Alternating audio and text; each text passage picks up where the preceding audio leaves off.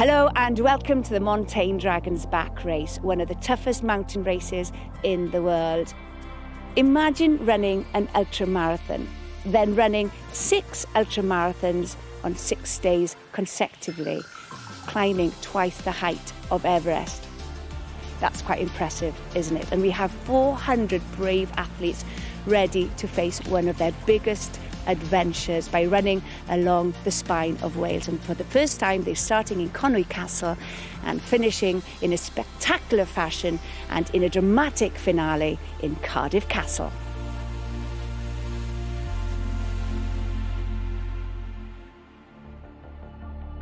Race day, Conwy, September 6.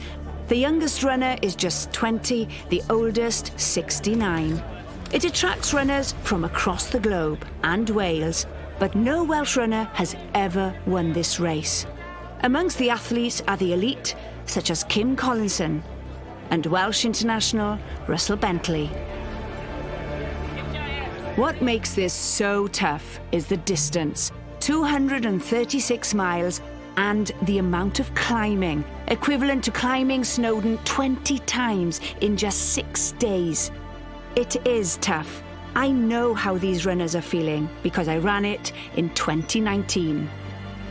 So the big moment has arrived. It's Monday morning, it's 7 a.m. No time for second thought. After all the training, it's time for these athletes to put themselves on the line and start on this extraordinary adventure along the spine of Wales. As we say in Welsh, I'm Danny. 4, 3, 2, 1, you're off.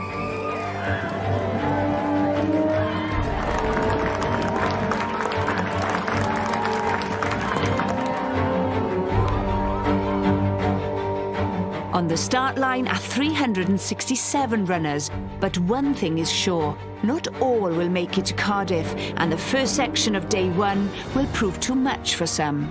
First, Carneddau, 3,000 feet high and bone dry, then Tryfan and Glyderau. A scramble across the spectacular Crib Goch Ridge and the traverse of the full Snowdon Horseshoe to Nant Gwynant. In the 2019 race, Simon Roberts from Pontypridd was in the top 30. It's not the longest of the days, it's 49 kilometres, but then it's got that 3,800 metres of vertical gain, so that's the most climb of all the days.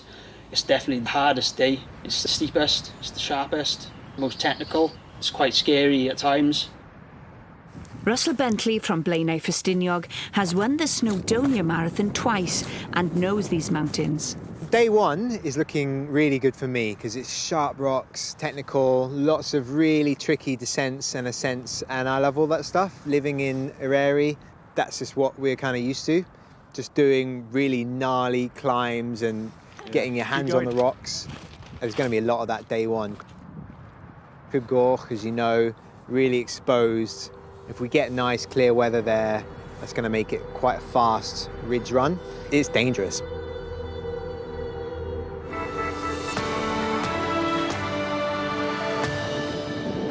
And a look at the weather forecast. Well, early mist or fog today, lifting by lunchtime, and it'll be dry with spells of sunshine. Temperatures up to 23 degrees Celsius. The hot temperatures are going to make reaching the first cut-off point at Llyn Ogwen challenging. The rules are strict. You have only 7.5 hours. Some are forced to pull out after 16 miles. A bit disappointed, but you know, I've just done the best I could actually, and it was so hot, felt a bit rubbish, and it's the way, innit? I always knew I was going to be tight on the times, and there we go. Joining me to catch up with the runners is former Welsh international Matt Ward, born and bred in the shadow of Snowdon. So day 1 of the Dragon's Back race. From the start, this race is unrelenting.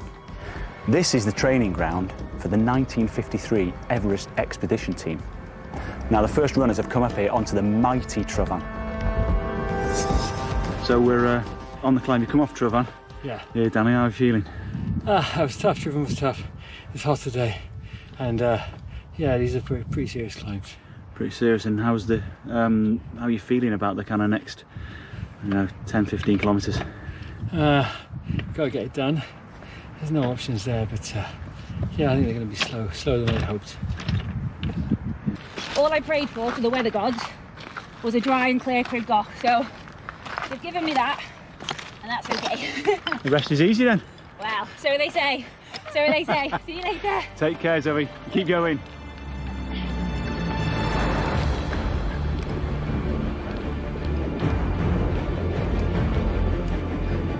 It's a picture postcard landscape, but the beauty of the Glyderau Mountains comes at a price, littered with jagged rocks and no water.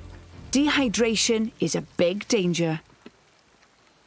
At the Pennepass checkpoint before Snowdon, it's a chance to seek shade and restock water. The high temperatures and tough terrain combined are mowing down the runners. The rescue helicopters called to winch one runner to hospital.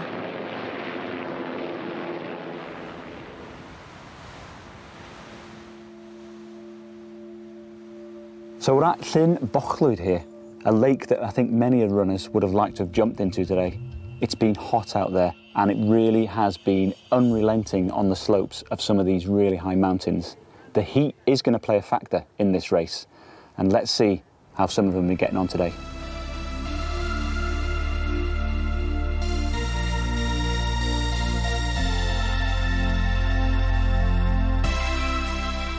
On average, 8 people are killed in accidents each year on the ridge, the latest only in July.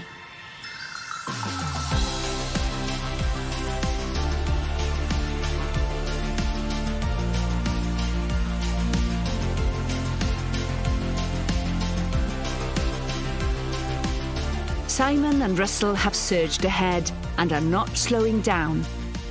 Their athleticism and skill is world class.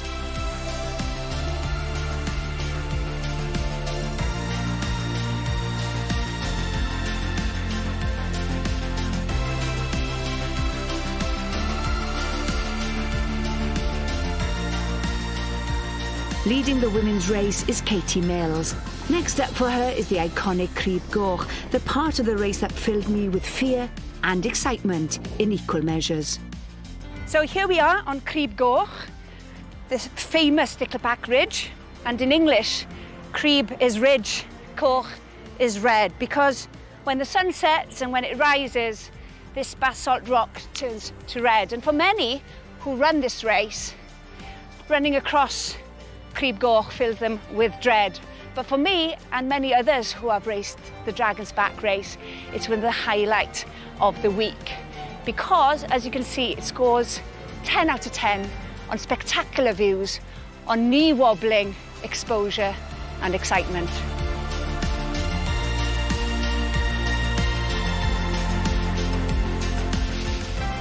So here comes the second lady behind Katie Mills, Elaine Bisson. Second on the Lakeland 100 a few months ago. Can she go one better on the Dragon's Back race?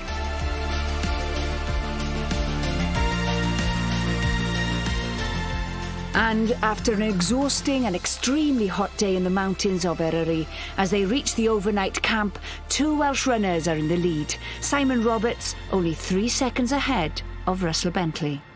So, Simon, end of day one, we're in the camp. You've had a bit of food to eat. Yep. We saw you up on Tryfan. You were looking comfortable with Russell, running along. How did it unfold from there? Yeah, went up Tryfan really well with Russell. We lost Kim at that point, so that was interesting. But moving on from Tryfan then, it was me and Russell basically yo-yoing all the way. Couldn't shake him off. So yeah, he's a good chap to run with though. We had a good laugh. He knew some good lines. He's quite local to the area. So it was good that he knew his lines and that. Then on to Crib Goch, same, just with him all the way, couldn't shake him off. So yeah, we just then from Snowdon and back down to that horrible descent there. Just stayed with him then. Day one was an experience in the castle. I've never done anything like that before. I was getting pretty emotional. You know, it's been on the cards for a while, so I booked this in January or something. And then to finally be there, you know, I was trying to keep my nerves down, but it felt pretty epic. And here comes our first female finisher for today. About to dib in. Well done to Katie. Katie Mills. I'm going to go into the river. Into the river. Right now with all my stuff on, except my shoes and my pack, and then I'm going to put my camp clothes on, and then I'm going to find some shade. You do that. We might stuff. even grab you later on, but congratulations today. Fantastic run. Thanks so much. Appreciate it. Pre-race favourite Kim Collinson has pulled out injured. I guess I've been in this position a few times, and I'll be like pretty miserable for a week or so, and then I'll compartmentalise it and move on and start doing the hard work again, and going, right, what do I need to do to come back stronger again? And he's not alone. At the end of an attritional day in the mountains, a staggering 118 runners have failed to complete the day. For some, even 12 months of hard training was not enough.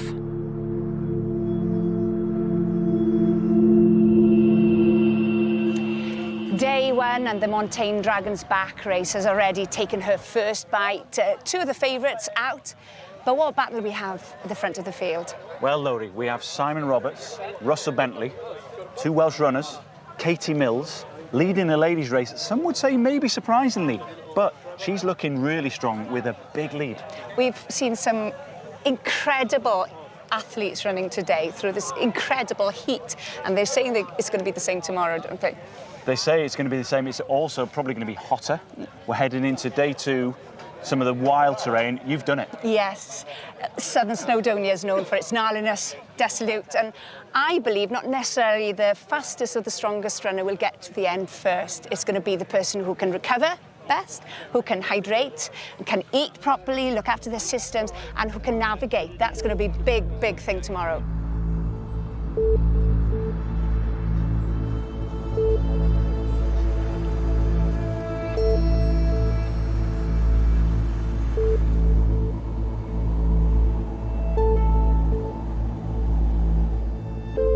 From camp, they climb Cnicht, Moelwynion and the Rhinogydd Mountains. The route is 36 miles and climbing 3,400 metres. The weather will be even hotter, 27 degrees Celsius. Russell Bentley sets out early.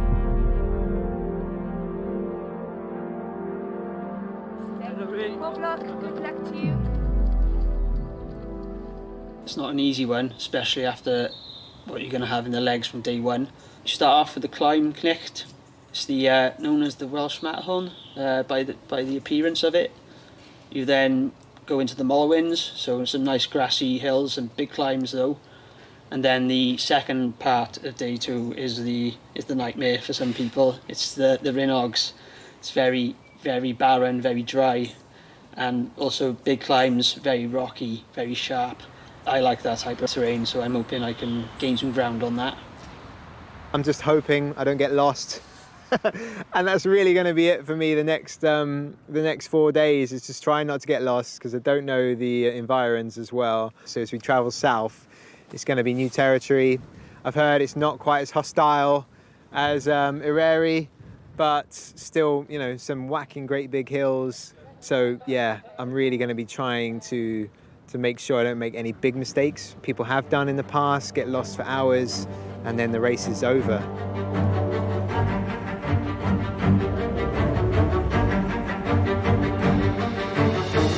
Just gonna take it step by step, enjoy the day. Yeah. Your first time? Certainly, and I expected it to be hard.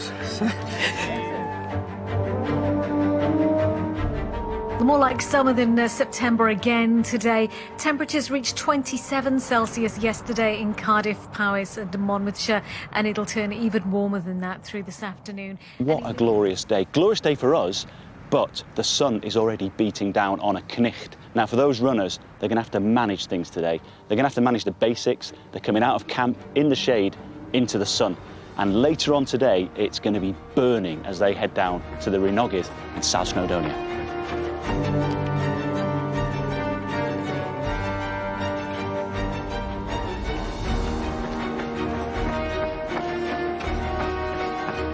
Now, on this tricky descent of Canicht, as you can see, it's not very long. However, it's slightly technical. Now, this is a technique. We've got this guy, what we call bum sliding towards me and making his way down. And it is a technique. It's the future. It's the future, apparently.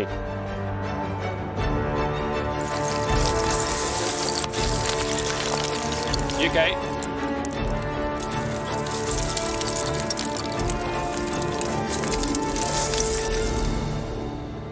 Kumbachan, Kumbachan, Kumbachan. Do you know I can't find it?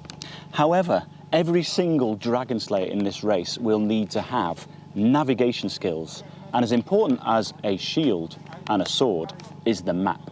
To be able to navigate well, especially on terrain like this on the Rhinogydd, can save them time, but also can save them energy, and every drop of sweat and step saved will help them in that quest to slay the dragon. Kumbachan in the Rhinogydd Mountains east of Harlech is the halfway point of the second day. They must leave by 2:45 p.m. The clock is ticking for each runner.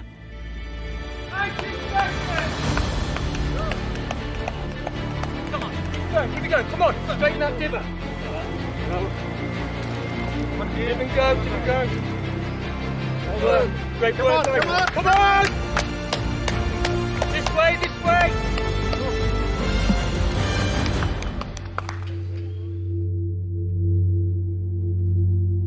So by now the legs will be heavy after scrambling over Rhinog Fach, Little Rhinog, and Rhinog Fawr, Big Rhinog. But the runners will be rewarded with this spectacular and rugged view. But I'm sure some of them will be tempted in this heat to take a little dip in Llyn Hywel, Hywel's Lake.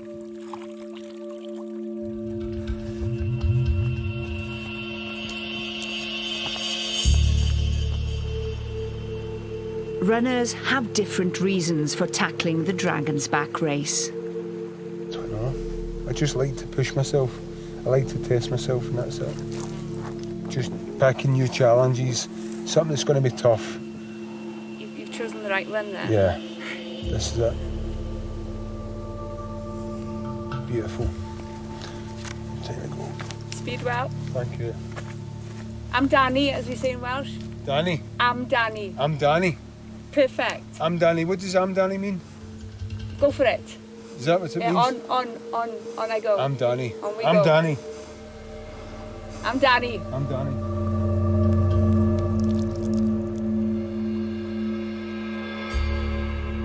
So after 10 hours and more out on the course of day 2 of the Montane Dragon's Back race, this is the first thing that awaits the runners as they come into camp, the dibbers. They first of all download their times and checkpoints from the whole day before receiving everything else that awaits in the camp. At the end of day 2, after a blistering run, Simon Roberts extends his lead over Russell Bentley and is 55 minutes in front. But the heat has obviously taken its toll. How did Russell do that? That was hard. I think it's because it was the effort yesterday, maybe. What's the forecast for tomorrow? It is more sun. Same temperature? Possibly. Okay. I got another one in me. And Cadder Idris in the morning. Yeah, so it'd be cooler. So we could smash that. Yeah. I'll run it all. You'll run it all. You always do. Yeah? Katie Mills is first lady and 10th overall, but another 124 runners have now dropped out. But what's her secret? 200 calories an hour, eat every half an hour. I just basically have Cliff Rocks and gels. I've got a pretty strong stomach. So I know that like everything you're eating has got salt in. Yeah. And no cramp today. No cramp. Absolutely. Wow. We were laughing literally just coming down there because me and Lee this morning were like, if we set off a bit earlier, we'll get to camp earlier. We can sit with our feet up and get a bit of a chill today. We were just laughing. Yeah. No, later. But but no, good day, just so hot.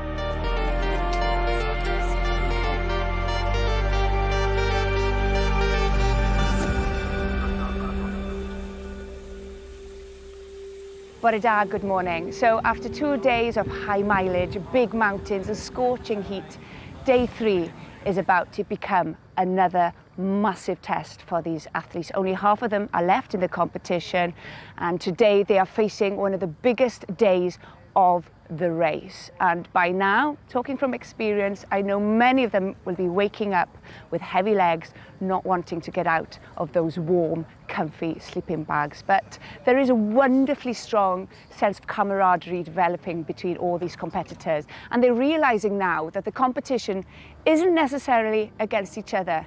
It's against that little voice in the back of the mind saying, quit. With an overall 55-minute lead over Russell Bentley, Simon Roberts sets out.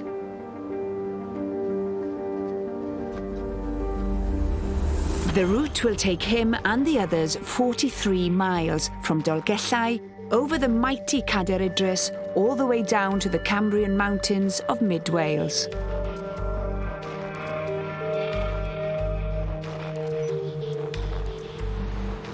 Cadair Idris last time I reckoned that it was in the Clag, so at least we'll get a nice view on the tops. Looking forward to that. Yeah, still smiling, mate. How did you go yesterday? Pretty awful after the water support point. Yep, I was not enjoying myself at all. So here we are standing on the magnificent seat of the giant Idris. It's wonderful up here, isn't it? It's beautiful, and you know the terrain is still rocky and technical, but I know this descent so well.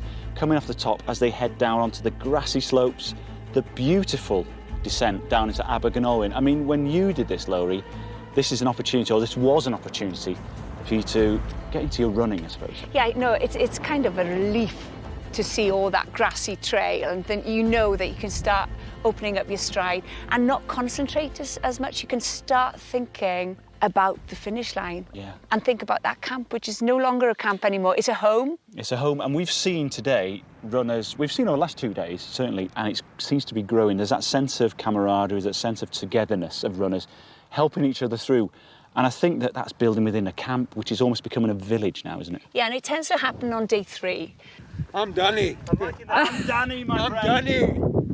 I know from personal experience, I made friends that, you know, for life on this race. Yeah, well, I guess that could be the name of the game today, sticking together. After Cadair Idris, the route crosses farmlands and roads.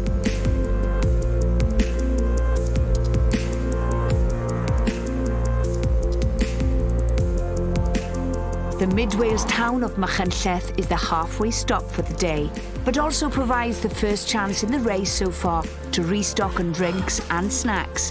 These will be crucial in helping the runners survive. They will not pass another shop for 2 days. Reaching this checkpoint within the time limit is a major boost. In past races, most of those who make it here go on to complete the race.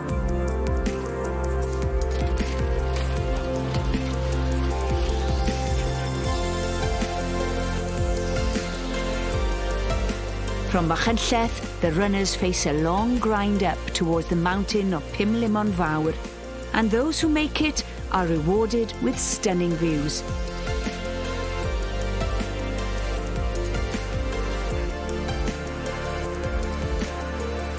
Russell Bentley is still chasing Simon Roberts.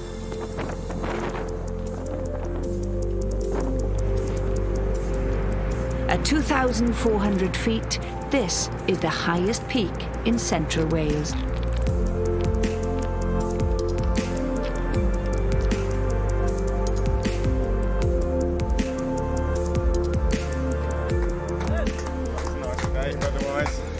Smiles and sprints when they see the camp for some. 2 runners from Belgium celebrate.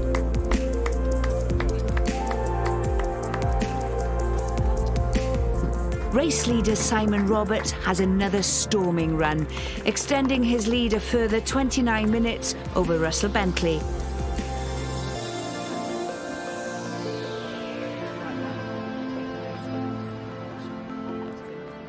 Katie Mills is 10th overall. So welcome to camp at the end of day 3, and after 3 solid days of running, this camp will be a welcome solace. and retreat for so many runners by now, Matt. Yeah, I think so. And the end of the third day, when they haven't actually covered halfway distance. No. But they've got 3 days in the bag, 3 days to go. I think there'll be that element of camaraderie, let's tell the tales. We can look forward to 3 more days. We're over the hump, literally, and on their way down to Cardiff. And I think they'll really look forward, actually, to the Elan Valley tomorrow. Oh, they've got a spectacular route tomorrow. It's going to be absolutely amazing. Rolling hills, fantastic scenery, lots of road, and I think the asphalt might hurt many runners who are used to softer terrain, but there are some road runners out there who might welcome that change. But yeah, it's going to be a long day for them, but a very welcome one, especially with the weather turning. It gives you a lot of confidence for the next few days. Good job, mate. Thanks. Well done, Phil. Cheers, mate. How you doing? Good, how are you? I'm all right. I haven't got a clue how to read this. Yeah, I'm pretty tired. I've had some wobbles all day, and I was pretty good at the end, and I've just absolutely hammered it down, overtaken loads of people, so feeling pretty good. I need some chips pretty urgently, so bag, chips, cry, I don't know. By the end of the third day, another 21 runners have pulled out. Bore da, good morning. Well, we're halfway through this adventure and the Dragon continues to breathe fire on the world's toughest foot race. It's like a story of two halves. We've had extreme heat and now the weather is changing. But for the 105 brave and determined athletes left in this race, today they'll be facing 70 kilometres, another long day, but with less elevation. And remember, those legs will be heavy after 3 solid days up in the mountains, but they will be rewarded with spectacular views over the Elan Valley. And at the end, there'll be a very long road section, which may favour the faster road specialists. It's certainly going to be interesting. And at the top of the table, we have a fantastic battle between 2 very fast and experienced runners of Simon and Russell. It's certainly going to be very interesting.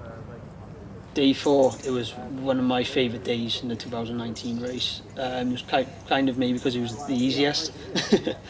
So it's 2,400 metres of vertical gain, and it's 69 kilometres, so still a long one, but the hills are more easier on you. They're a lot more rolling, very grassy, very runnable. That's why I discovered the Elan Valley. It's an absolutely stunning place, and it's one of my favourite places to visit now in Wales. So I wouldn't have seen that without the Dragon's Back.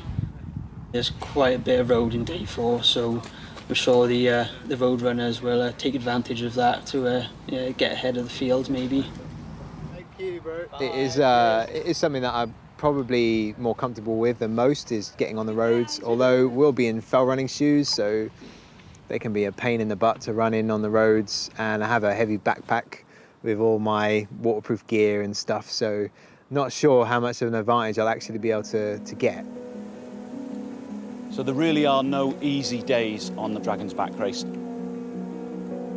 Straight out of camp, within 100 metres, the road kicks straight up. It's only a farm track, it's not technical, and you can see these guys. It's a reminder, straight out of camp, that they are in a race. The heart rate goes up, the pulse goes up, the lungs are burning. How are you doing, guys? Yeah, good. I guess you want us to be running fast, eh? No, we want you to be doing what you do. And there you go, off they go on their 70 kilometres. On day 4 of the Montane Dragon's Back race. Yesterday we had a breeze and it was the best thing that's ever happened to me. And today, hopefully rain. I'm a bad weather runner. I love bad weather. Runs in Wales, but to bad weather. So perfect then. Hopefully, bad weather. A lot of the showers currently over mid and south Wales. The showers will become more widespread as we head through the day. Again, some heavy and possibly thundery. Just basically in Dragon's Back, you follow the toughest, gnarliest terrain, and you probably go right. Genuinely, yeah. What's keeping you going? Say again? What's keeping you going? It's a pretty good question, Larry. Campsite.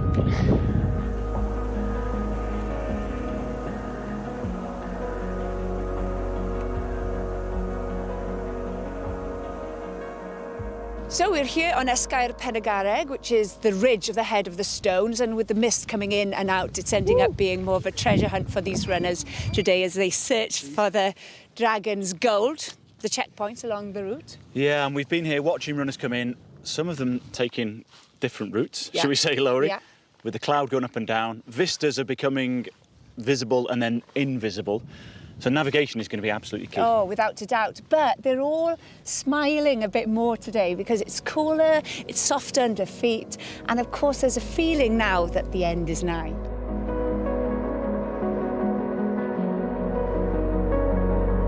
So this is my home ground, yeah. But how difficult is it running, knowing that you could easily just give up and could pop into the house and have a good old sleep in the bed? It would be harder to go.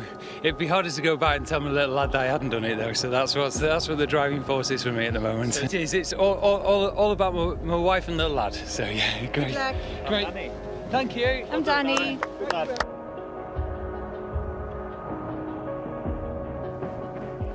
So an integral part of the Dragon's Back race is the support point. All the runners look forward to it. It's normally around about halfway through every single day. And the runners come in, grab their bags, gather their thoughts, refresh, get rehydrated, and also take the stuff out of the bags to get them through the rest of the stage. As soon as they come in, we'll check them out, make sure there's everything they need. If they need water, get the food, just anything within reason. It's a nice part of the day because you get to see other runners, you get to see the support crews, you have a bit of interaction and you kind of feel pulled into the event again. Back into the family.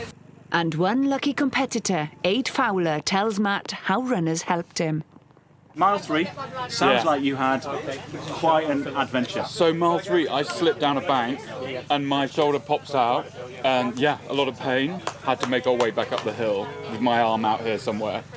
One of the guys said there's a shoulder surgeon behind. So, a shoulder specialist, a guy called you. What are the chances of that happening on the Dragon's Back race? Yeah. In the middle of nowhere. So we managed to, by the time we had just a bit of signal, we spoke to race control. They went through the scenarios with us about where I could get some help. But we got to the top of the hill, Hugh laid me down, went into full medical assistance mode. It was incredible. Asked me all the questions he needed to know. Then with the assistance of 3 people, helped get my shoulder back in place. I mean, that is a perfect example of the number one, camaraderie. Yeah, that was amazing. But also the fact that, you know, people will give up their time in this race to concentrate on helping you get through. There were like three to 5. I mean, sometimes I wasn't that conscious of how many. And one had his foot under my shoulder, so like 2 were pulling at my arm, and then others were offering me other people holding equipment for me. There were like a lot of people helping me out. Unbelievable. It was amazing. Come back into the station. Yeah, normally I'm close to timing out, so thankfully I started at 6 because I didn't want to hang around. And it looks like I was really worried about missing this big time. So it looks like I've got a couple of hours. And now you've got your drop bag. And my drop bag, I've got my gear, so I'm feeling good to carry on and see the end of the day. I mean, that's the sort of story that you will never forget. They won't forget, and probably we won't forget on this race. I'm massively grateful for all their assistance.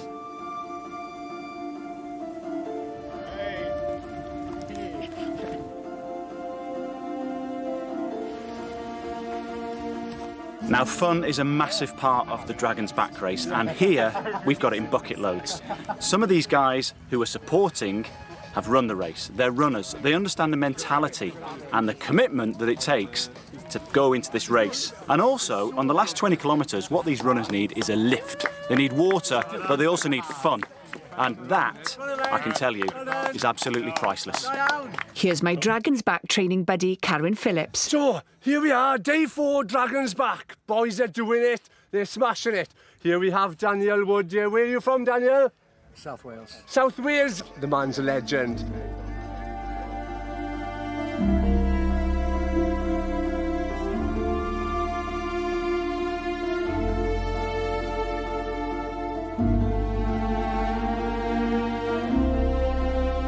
Cardiff. Coming. It's getting closer. It is.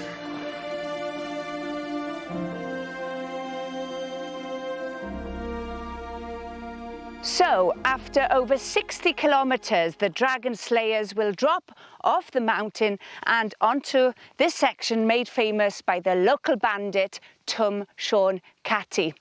But all runners will have to pay the highwayman's tax, 10k of tarmac. No more bonus tussocks. No more tussocks for you, Katie. Well done. Thanks so much. Keep going.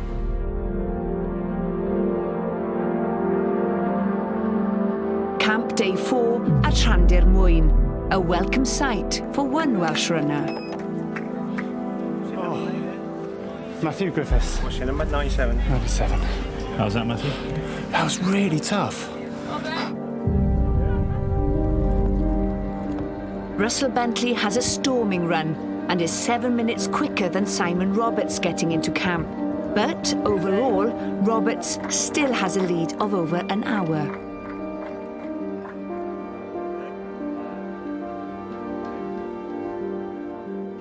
Matt, you and I have been on the mountains today and we've seen a roller coaster of emotions, haven't we? I think once you reach that ultimate limit of your endurance and your body shouting, stop, quit, you realise that your limits don't break. They bend and then you find a 6th, 7th gear, an 8th gear, and then you start to revel in it. And we've seen some happy, smiley faces today, haven't we? Oh, we've seen some absolutely amazing people out there. Some personal highlights of mine have been the support crew from this event team. Absolutely fantastic, and the runners feed off that. I've also seen a few odd things going on out there, people taking wrong lines maybe just a few odd words being said out there, but it's because the mind is absolutely exhausted, and why wouldn't it be on day 4? Yeah, 2 days left, but another way of seeing it is by telling yourself you've got 1 day left before you've got 1 day left. That's a good way of looking at it, Breaking it down. Absolutely. As night falls, runners are slowly arriving into camp. The strict cut-off time of 10 o'clock means there is no second chance. Every second counts. If you're over, then you are out of the race. And sadly, some don't make it. Race director Shane Oley is on hand to offer sympathy. No. Oh, well done. Oh, thank you. You're right. Yeah, it's a bit too sore at the end, so I'm sure. There you go.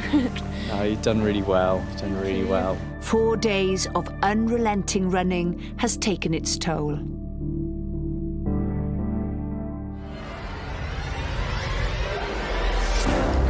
Time to head into the Brecon Beacons and another monster day.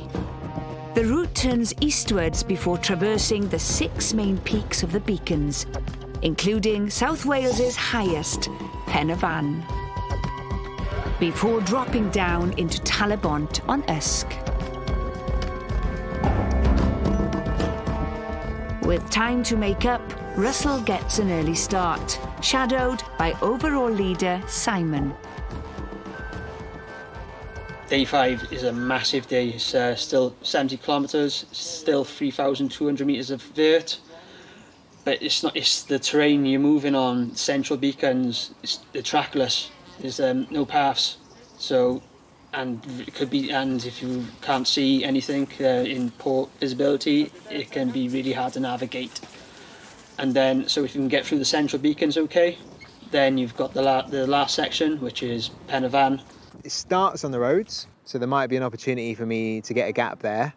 And then we're straight into some big hills, the Fans, and then the Brecon Beacons. Little wonder the Special Forces use the Brecon Beacons to test their elite soldiers. We're on the top of Fan Brycheiniog, one of the first big hills of the day.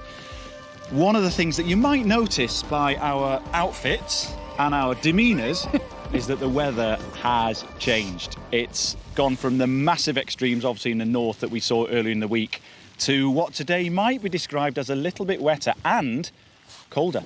Totally. And this area is my playground, basically. This is where I train. And even with fresh legs, even with concentration, with plenty of sleep, I know one could easily get lost. So imagine what these runners are going through. They're tired. They've got 4 heavy days in their legs. And today is all about not just physical capabilities, but personal administration and mental strength. They'll have to dig deep and remind themselves, why are they doing it? Yesterday was the day where they thought they'd broken the back of the dragon. But today is the day where they have to do some soul searching and remind themselves they're doing it for their family who will be there at the finish line, they're doing it for themselves, their charities. You know, today is a day where they could get things wrong, couldn't they? And concentration is going to be absolutely paramount. They've got to concentrate on their navigation skills, eating well and keeping warm. I think people could be getting cold out there. And slippy terrain as well. Absolutely, especially some of these steps coming off the vans. They're going to be wet, slippy. It's going to be really interesting, and I think it's going to be possibly one of the most challenging days of this year's Dragon's Back. Stunning waterfalls, peaceful lakes. This is desolate terrain.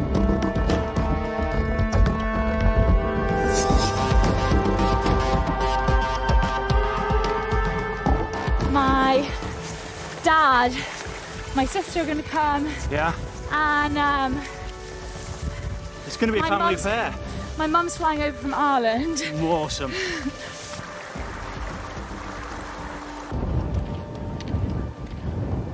So here I am on one of my favourite mountains to train on, Penavon, head of the Beacons. It's the highest summit in South Wales, in Brecon Beacons, of course, Banau Brycheiniog. There are 4 different routes up to the summit, but today the athletes will be taking the one from Pontardaf, locally known as the motorway for obvious reasons, but it's a fantastic way up to the top, very runnable. The runners will enjoy running it because they'll be able to get into a rhythm, they'll be able to concentrate on just putting one foot in front of another. Unfortunately, when they do get to the top, they won't be able to see the wonderful views of the Brecon Beacons, but that might not be a bad thing because psychologically, they won't be able to see how far and how high they have to climb before dropping down into Talabordalesk tonight. Matthew Griffiths is still in the race. Why did you decide to do the Dragon's Back race? Because it's here. I was born and bred just outside of Cardiff, and the route just goes past my parents' house. So when that final day got added, I had to do it.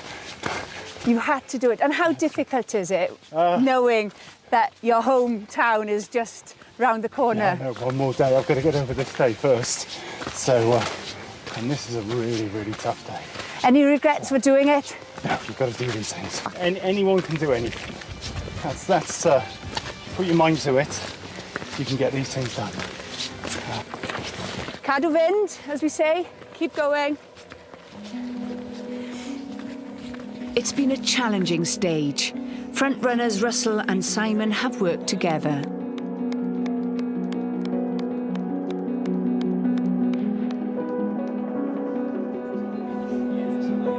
I hadn't been to Brecon Beacons since I was a kid. Yeah. And just a few times the sun broke out and I got the views and it was glorious. So very privileged, very happy to be alive. Great event, great day. So great running with Simon. I did try and break him on the roads, put the road shoes on, just couldn't do it. He was too quick, so I couldn't make the gap. And then I knew on the mountains I'd be better off hanging with him because he knows these hills really well. He does, right? And he did know them really well, so it was really good working with him. Yeah. And I dropped a gel or I lost a gel. Very kindly he gave me a few of his gels, so he's a nice he man. made up for it. Yeah, he's a nice man. Yeah. Was it it looked like it was a run-in together, if you know what I mean. Oh, well, you know, he set off behind me. Sure. Caught me up, and he helped me out so much on the Brecon Beacons. I didn't feel like kicking on from there. It'd been a long enough day for both of us, so I just felt like camaraderie was too strong, so my wife will be annoyed because she always wants me to race everything, but he is too nice a guy. And I just thought, it'd be nicer just to finish off together. It's a great way to put it, though, it really is. And just a quick one, are you looking forward to getting to the castle tomorrow? Obviously. Mate, that's all I'm thinking how's it going to feel? It's going to feel immense, it's been a big week. So it's been testing. Yeah, I can't wait. We'll see you there, mate. All right, diolch yn fawr iawn. Diolch, Russell, well done, mate. Looks like you had a good day out there together. And do you set off a little bit behind Russell in the morning? A little bit behind Russell, yeah. So he shot off. And I knew he was going to go hard on the roads. That's his thing. So I had to fight to try and stay up with him. I caught him up once, then he dropped me, and then I caught him back up at the support point. Yeah. And then I think it was at that point then he decided, oh, let's do the rest together. Oh, that's nice. Let's have a laugh. That is nice. The good thing is that you're both fierce competitors, right? You are, but it's nice to have that kind of like camaraderie. Yeah. That actually we're enjoying the beautiful mountains as well, and we're lucky to be here racing. Yeah. Oh yeah, I know. Yeah. Considering what we've all been through. Yeah, absolutely. Privileged to be here. And can I ask you, we saw up by Story Arms that your mum was up there. Yeah, my mum was there. How was it? My dad was there. I'm a stepdad. How was it seeing him? A little bit teary, emotional. Was it? Yeah. Katie Mills crosses the line far in front of the other women in the race. An amazing run, which sees her place 10th overall. It was brutal today. Every time we've seen you today, you've had, well, all week you've had a smiley face, haven't you? Well, Is that your approach to life? You fake it until you feel it, I guess. Yeah.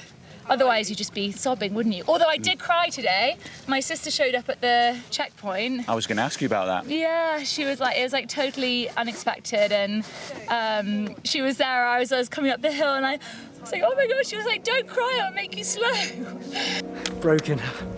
No, that was tough. That was a really tough day.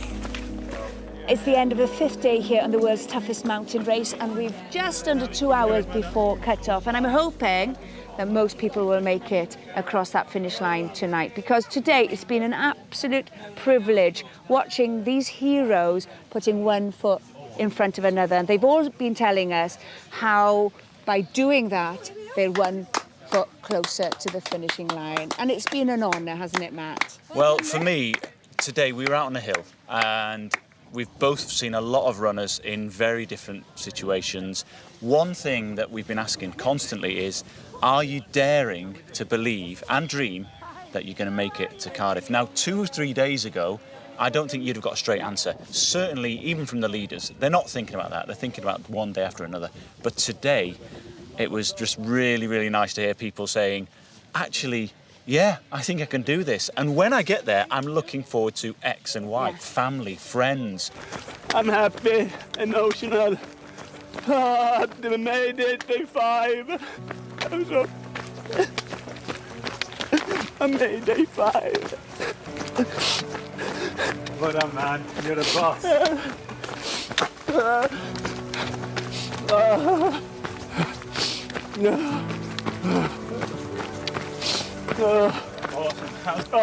Tomorrow it's gonna be a breeze. I see it like a rest day after this.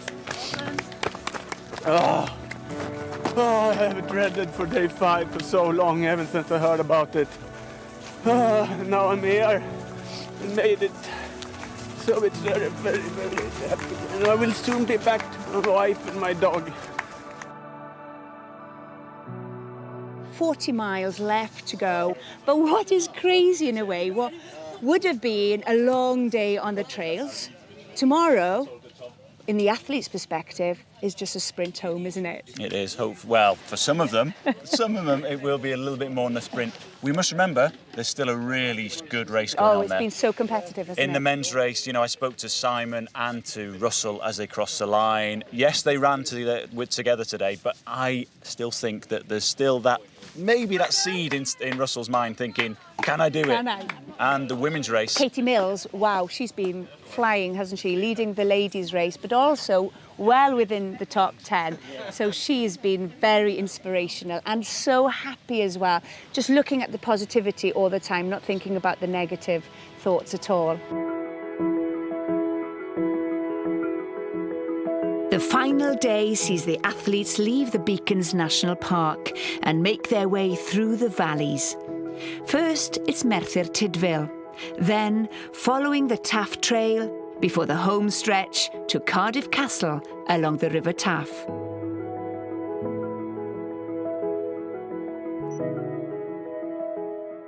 So the big moment has arrived. It's the final 40 miles for these heroic athletes who are finally bringing this epic adventure to an end. And I'm sure many of them will be erupting with emotions as they cross that start line for the last time. I remember it happening to me, crying for hours because of relief, because of the enjoyment and because of the camaraderie and purely because of this wonderful adventure we've been on. And the emotions really are running high, and you can feel it in camp that there is a sense of, we're going to do this. I've been in the tent this morning where they're having their breakfast. The faces have turned from one of fear to laughter. We're going to do this. You can hear them shouting, you can hear them joking. As well. And confidence. And I do think that these runners here are going to make it to Cardiff, and the Dragon is going to let them into the castle. Day 6 is quite an easy day compared to the other days, but you've got 5 days of mountain running in your legs, so it's not going to be easy. You start off in Talabont and you start off with a climb, but then it's a gradual descent down to Merthyr, and then there's some very easy running into Cardiff through some of the Cardiff parks, and if you're lucky you should get through the trees and you should see Cardiff Castle, which is your finish. The Dragon's Back used to be a 5-day event, but now they've thrown in day 6 so that it can finish in Cardiff Castle, which, you know, is a great idea, but they're not going to just give us a bus ride over there. We have to run 40 miles on day 6 to get there, you know, which is still a long way, and that's apparently a little bit more gentle. So kind of thinking more like the last day in the Tour de France where they all cycle into Paris. But, you know, I remember pictures of Chris Froome drinking champagne on the bike. I don't think we'll be doing that. I've got an inclination to think that we won't be able to have too much of a rest. But day 6, hopefully a bit easier. And obviously you're nearly finished then, so the adrenaline should be able to get us home. So yeah, really looking forward to getting to day 6 in one piece, to be honest. So, on this last day of this extreme event, these long-distance runners are looking to complete the most difficult mountain race in the world. The toughest challenge, probably, of their lives. Favourite to win, and with an impressive lead, is Simon Roberts. And in second place, Russell Bentley.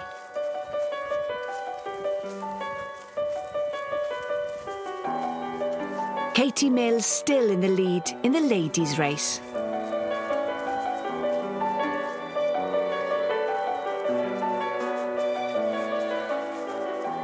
Well done, you're looking really good. Well done, keep going. Well, as Phil and all of the other athletes make their way towards Cardiff, they can now start to reflect. No more tussocks, no more bogs and scrambling up and down mountains. They've just got trail and road sections. So now they can let the mind wander, start thinking of the epic adventure they've been on, the finish line, and of course, of all their friends and families that are going to be cuddling at the end of the day. The crowds are gathering at the castle with families waiting anxiously.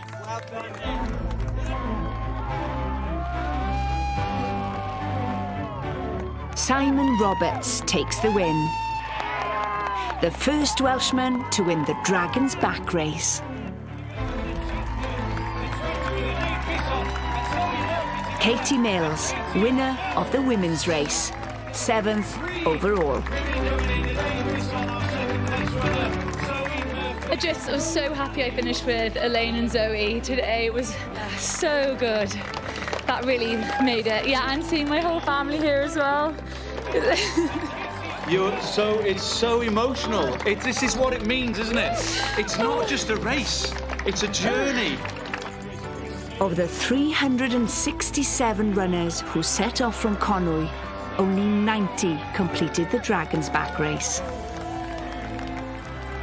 And in second place, Russell Bentley. You get dark points in an event like this, it tests you in ways you haven't been tested before. So yeah, the kids will get you through. You got me! We've got him! Oh, Russell, it's absolutely... You let it flow, mate, let it flow. I'd be doing the same. And a few words about your fellow warrior out there, Simon. What a champ, yeah, really nice guy. Absolute legend, he's a rising star. I tell you, he's one to look out for because he's only been in the game a few years. And I've been lucky enough to run with some of the best runners in the world, and he's got what it takes. He's really got some moves, so he's definitely one to watch out for, yeah. Simon, we ran together the Dragon's Back race 2 years ago. Yeah, 2019. Now you've ended up winning the race. Yeah. How does that feel? What a journey. I mean, the first one, I was a pretty avid runner going in, so I was kind of learning, but I done all right. I was 23rd. It was okay considering my background at that point. And then I thought, oh, I could take this a bit more seriously. So started training properly, entering more races, and I knuckled down during lockdown, and I trained hard and got myself to a top level and got my confidence up big time, so I knew I was going to win it. How did you feel competing against Russell? He's what I call a proper runner, so yeah, I'm really chuffed that I could actually challenge him. So I'm shocked myself a bit. Yeah? Yeah. Do you think that you've exceeded your own expectations doing this race? Yes, yeah. I think I did, big time. Do you think that you get to a level where you think, oh, I can't go any further, and then you think, oh wow, I can go a little bit further? There's always something in the tank. I think always. No matter what place you're in, what dark place you're in, there's always something more you can do. So how good was it crossing that finishing line? Oh, What I went don't know, on? I can't find the words. It's just, yeah. When you it's look back. Unbelievable. Unbelievable. Highlight of your career? So far, yeah. So far. Just getting started. Simon Roberts! So after 6 days, 380 kilometres of running and climbing 17,400 metres, the athletes on the world's toughest mountain race have slayed the Dragon this year. And what has impressed me on this finish line, Laurie, is how people have crossed the line with not only emotion, but also with that sense of achievement and, for some, tears. It's all come out. It's welled up inside them. It's like a volcano. Experience. It's Yes. humbling. It is absolutely humbling. And of course, we must congratulate our winners. Of course, Simon Roberts, absolutely fantastic. Katie Mills, a wonderful achievement. And we're going to relive some of that drama and the running of the world's toughest mountain race. Without. Once you hit that moment, bang, and then all the nerves and everything's gone and nothing else matters then. That's the beauty of this ultra running. It's a disconnect from normal life, isn't it? I mean, it's just you in the mountains and the other races. That's something I love about it. Once it went off, we grouped very quickly actually. It was just the three of us. It was myself, Kim and Russell. We were the leading group for the first part. Around Trivan, so halfway through day one, we lost Kim, but Simon and I, we pushed on together. I said to him coming up to Crib Goch, do you want to just start thinking about conserving energy till day 2? And all he did was grunt and take off. I think just to get through day 1 in that heat, I was happy with that result. He pushed really hard and he got a big gap on me, 55 minutes. I never really got that time back. Even though I had an hour and a half lead, all it would take was for me to have a bad fall or take some silly nav error, and that lead could be diminished to nothing. I said to people I was going to win it. I needed to back that up. And I was quite happy to say the better man won, and he ran into the castle first, and took the victory, and that was quite fitting. Signed up and with the intention of going in and winning this race, and I wanted to be the first Welshman to win it as well, so I wanted to be part of that history.